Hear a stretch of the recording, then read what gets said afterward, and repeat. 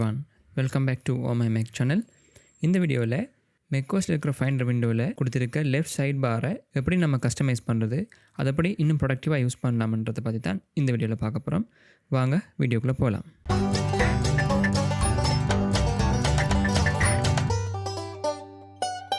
Right, so வீடியோக்கு போகிறதுக்கு முதல் நம்மளுடைய ஃபேஸ்புக் குரூப்பை பற்றி பார்த்துக்கலாம்.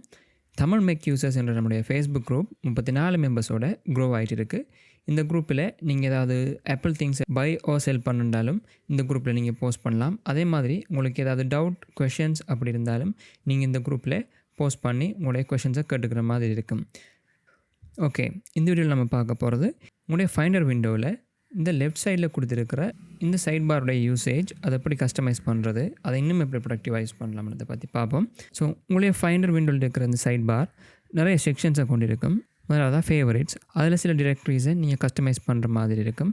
அதே மாதிரி ரெண்டாவதாக ஐக்ளவுட், மூணாவதாக லொக்கேஷன்ஸ், நாலாவதாக டெக்ஸ்ட்னு சொல்லி கொடுத்துருப்பாங்க. ஸோ இதில் எப்படி நீங்கள் கஸ்டமைஸ் பண்ணலாம்னு சொன்னால், உங்களுடைய மெனு பாரில் ஃபைண்டரை கிளிக் பண்ணி செட்டிங்ஸ் போய்க்கோங்க. அங்கே ஜென்ரல் செட்டிங்ஸில் நீங்கள் ஃபைண்டர் அப்ளிகேஷனை கிளிக் பண்ணும்போது எந்த ஃபோல்டர் உங்களுக்கு லான்ச் ஆகணும்னு சொல்கிறத இங்கே நீங்கள் கஸ்டமைஸ் பண்ணிக்கலாம். இப்போ நான் ஃபைண்டரை கிளிக் பண்ணும்போது எனக்கு டாக்குமெண்ட்ஸ் என்ற ஃபோல்டர் ஓப்பன் ஆகணும். ஸோ அதே மாதிரி உங்களுக்கு வேறு ஏதாவது ஸ்பெசிஃபிக் ஃபோல்டர் ஓப்பன் ஆகணும்னு சொன்னால் நீங்கள் அதை இங்கே ப்ரௌஸ் பண்ணி கஸ்டமைஸ் பண்ணுற மாதிரி இருக்கும். ஸோ நம்ம சைட் பாரை கஸ்டமைஸ் பண்ணுறதுக்கு இங்கே சைட் பார்ன்ற டேபுக்கு போனீங்கன்னு சொன்னால் ஃபேவரட் செக்ஷனில் நீங்கள் எதை எனேபிள் பண்ண விரும்புகிறீங்களோ அதுக்கு டிக்கையும், நீங்கள் சப்போஸ் ஏதாவது ஒரு ஃபோல்டரை டிசேபிள் பண்ண விரும்புகிறீங்கன்னு சொன்னால் நீங்கள் அந்த டிக்கை அன்செக் பண்ணி அந்த டிரெக்டரியை சைட் பாரில் ஹைட் பண்ணுற மாதிரி இருக்கும். ஸோ உதாரணத்துக்கு நான் டவுன்லோட்ஸ் என்ற ஃபோல்டரை என்னுடைய சைட் பாரில் நான் ஷோ பண்ண விரும்பலைன்னு சொன்னால் இங்கே அதை நான் சிம்பிளாக அந்த டிக் எடுத்து விட்டால் இந்த என்னோடய லெஃப்ட் சைட் பாரில் இருந்து அந்த டவுன்லோட்ஸ் ஃபோல்டர் டிசேபிள் ஆயிரும். எகெயின் நீங்கள் இதை எனேபிள் பண்ணணும்னு சொன்னால் சிம்பிளி நீங்கள் இங்கே வந்து அந்த ஃபோல்டரை திரும்ப செக் பண்ணுறது மூலமாக திரும்ப நீங்கள் அதை உங்களுடைய சைட் பாரில் அந்த ஃபோல்டரை கொண்டு வரலாம். அதே மாதிரி ஐக்ளவுட்ன்ற செக்ஷனில் உங்களுக்கு 2 ஃபோல்டர் கொடுத்துருப்பாங்க. ஐக்ளவுடைய உங்களுடைய மெயின் ட்ரைவ், ரெண்டாவது ஷேர் ட்ரைவ். உங்களுடைய ஐக்ளவுட் ட்ரைவுக்கு இன்னொரு ஆப்பிள் ஐடியிலிருந்து உங்களுக்கு ஷேர் ஆகிருக்குன்னு சொன்னால் நீங்கள் அதை இங்கே எனேபிள் பண்ணி நீங்கள் அதை குயிக்காக உங்களுடைய சைட் பார்லேருந்து ப்ரௌஸ் பண்ணுற மாதிரி இருக்கும். அதே இது லொக்கேஷன்ஸ் ஒன்று பார்த்தோம்னு சொன்னால் இது வந்துக்கு மோஸ்ட்லி ஃபிசிக்கல் டிவைஸஸாக இருக்கும். ஸோ இங்கே நீங்கள் உங்களுடைய ஹார்ட் டிஸ்க், அதே மாதிரி எக்ஸ்டர்னல் ஹார்ட் டிஸ்க் ஏதாவது நீங்கள் அட்டாச் பண்ணியிருந்தீங்கன்னு சொன்னால் இங்கே அதை டிக் பண்ணி வைக்கிறதால உங்களுக்கு இந்த லொக்கேஷன்ஸ் என்ற செக்ஷனில் உங்களுடைய ஹார்ட் டிஸ்க் வந்துக்கு எப்பயர் ஆகிற மாதிரி இருக்கும். அதே மாதிரி CD, DVDs, any iOS device, அதே மாதிரி க்ளவுட் ஸ்டோரேஜ், நீங்கள் ஐக்ளவுட் இல்லாமல் வேறு ஏதாவது க்ளவுட் ஸ்டோரேஜ் யூஸ் பண்ணுறீங்கன்னு சொன்னால், for example one drive Google drive use பண்ணுறீங்கன்னு சொன்னால் இங்கே நீங்கள் அதை செக் பண்ணி அந்த ட்ரைவை நீங்கள் இந்த செக்ஷனை எனேபிள் பண்ணுற மாதிரி இருக்கும். ஸோ இங்கே என்னுடைய லொக்கேஷனில் நான் கூகுள் ட்ரைவை எனேபிள் பண்ணியிருக்கேன். ஸோ இது எப்படி நீங்கள் செய்யலாம்னு சொன்னால், கூகுள் ட்ரைவுக்குன்னு சொல்லி டெடிக்கேட்டடாக ஒரு அப்ளிகேஷன்ஸ் மெக்கோஸுக்குன்னு சொல்லியிருக்கு. நீங்கள் அதை டவுன்லோட் பண்ணிங்கன்னு சொன்னால் இங்கே உங்களுடைய கூகுள் ட்ரைவை நீங்கள் லொக்கேஷனில் பின் பண்ணுற மாதிரி இருக்கும்.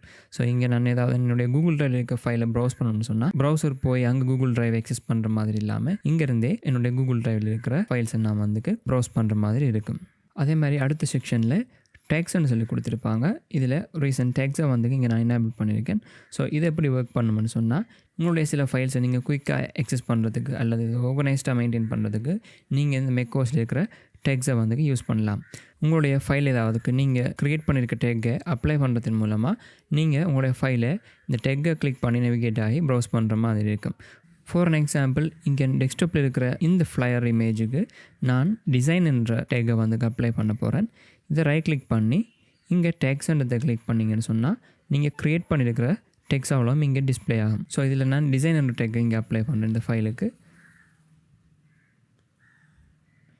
இப்போ நான் என்னுடைய ஃபைலில் சைட் பாரில் இருந்து டிசைன் டேக் கொடுத்துருக்க எல்லா ஃபைலையும் நான் ப்ரௌஸ் பண்ணணும்னு சொன்னால் இங்கே சிம்பிளி அந்த டிசைன் டேக்கை கிளிக் பண்ணுறதால அது வந்துட்டு என்னுடைய அந்த டிசைன் டேக் அப்ளை பண்ணியிருக்கிற ஃபைல்ஸ் அண்ட் ஃபோல்டர்ஸுக்கு சிம்பிளி என்ன நேவிகேஷன் பண்ணி எடுத்துகிட்டு போகிற மாதிரி இருக்கும்.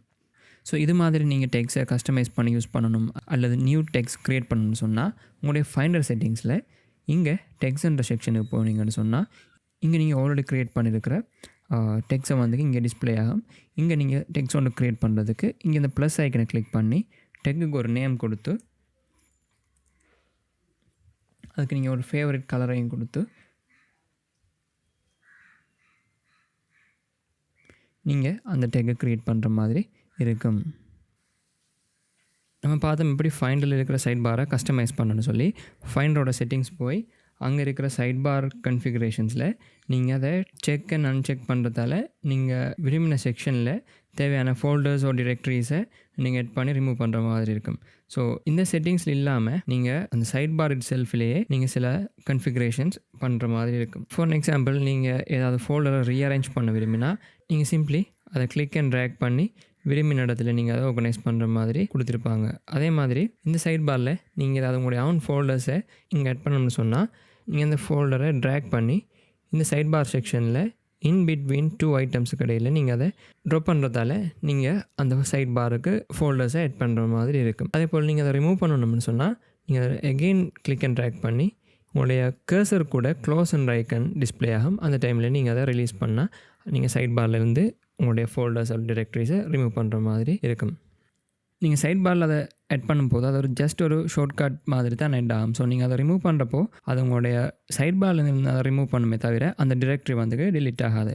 அதே போல் இந்த சைட் பாரில் இருக்கிற செக்ஷன்ஸை நீங்கள் ரீஅரேஞ்ச் பண்ணுற மாதிரி இருக்கும். இங்கே கொடுத்துருக்க இந்த 4 மெயின் செக்ஷனும் கொலாப்சிபிள் கம்பனன்ட்ஸாக இருக்கும். இந்த ஏரோ ஐக்கனை கிளிக் பண்ணுறதால நீங்கள் அதை மினிமைஸ் பண்ணுற மாதிரி டோகுல் பண்ணி வச்சுக்கலாம்.